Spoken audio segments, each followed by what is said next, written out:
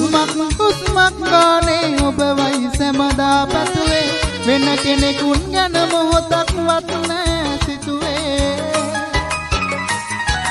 හඳුලල් බොඳ වී දෙනෙතේ ඔබ වයි සිහියට එන්නේ හැර යන්නට සිතුවද වෙන් වෙලා එලෙසේ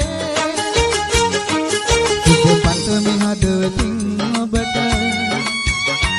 වරදින්න එපා කවදාවත්